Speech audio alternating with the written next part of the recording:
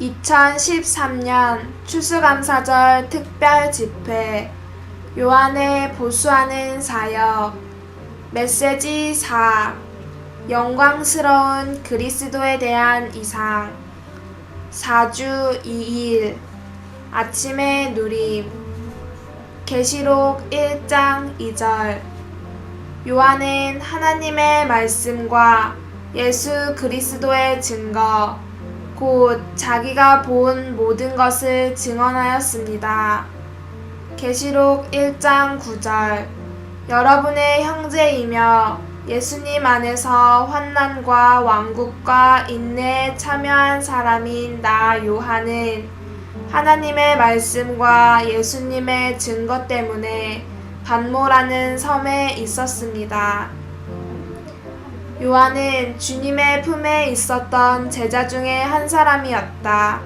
그러나 요한은 보좌에 계신 왕이신 분을 이전에 주님의 품에서는 알지 못했는데 이제 하나님께서 이러한 예수 그리스도를 그에게 계시하여 알게 하셨다. 이러한 인식은 매우 근본적인 문제이다. 요한이 이러한 인식을 갖게 되자 예언에 관한 다른 문제, 즉 장래에 관한 모든 일이 어렵지 않게 해결되었다. 요한은 어떤 상황에서 이러한 이상을 보았는가? 요한계시록 1장 9절은 이렇게 말한다.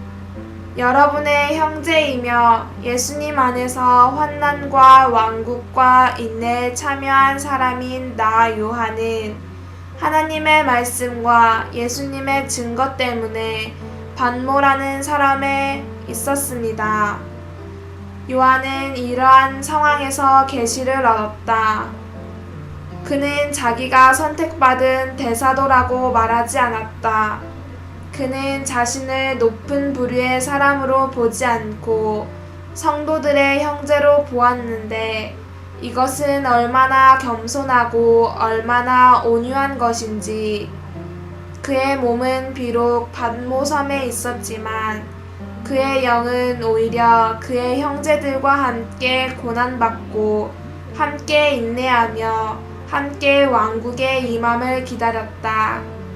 그는 몸의 실제 안에 살았으므로 이러한 느낌이 있었던 것이다. 오늘의 읽을 말씀 요한은 환난과 왕국과 인내가 분리할 수 없는 것임을 알았다. 왕국이 오기 전에 반드시 환난이 있다. 하나님의 왕국에 들어가려면 반드시 많은 환난을 겪어야 한다. 환난은 요한을 위해 왕국에 들어가는 길을 닦았으며 요한을 위해 지극히 크고 영원하고도 중대한 영광을 이루었다. 그는 왕국을 사모했으므로 환난을 피하지 않았다. 왕국은 반드시 오지만 아직 이곳에 오지 않았다. 인내하지 않으면 졸게 될 것이며 인내하지 않으면 뒤로 물러나게 될 것이며 인내하지 않으면 땅의 유혹에 넘어갈 것이다. 요한은 이것을 알았기 때문에 인내하며 기다렸다. 요한은 그의 형제들이 예수님 안에서 환난과 왕국과 인내에 참여할 것임을 믿었다. 주님을 찬미한다. 그는 이 길을 가면서 결코 외롭지 않았다.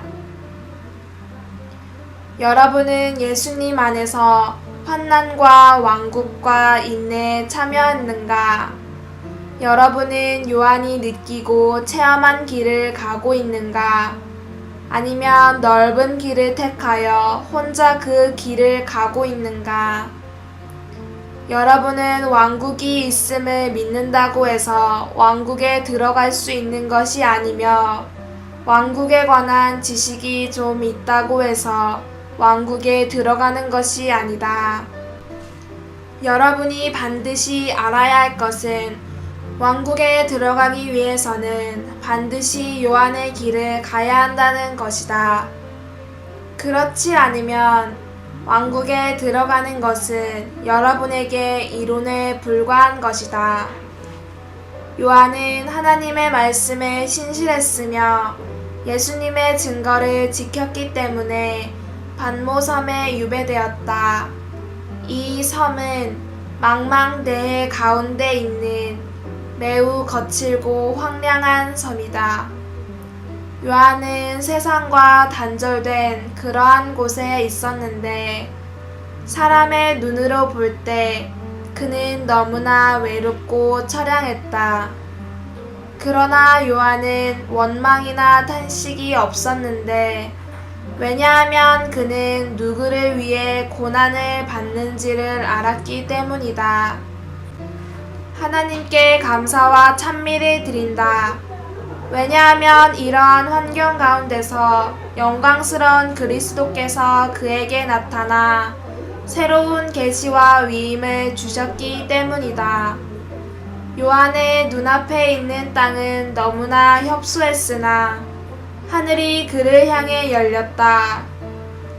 이것은 우리에게 감옥 안에 있던 요셉과 광야에 있던 모세와 환난 가운데 있던 다윗과 묶임 가운데 있던 바울을 생각나게 한다. 그들은 모두 그러한 상황에서 새로운 계시를 얻었다.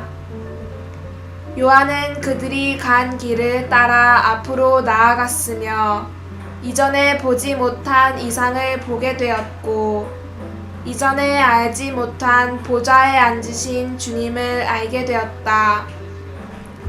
이 책은 한편으로 그리스도를 계시해주고 다른 한편으로 예수님의 증거인 교회를 보여준다.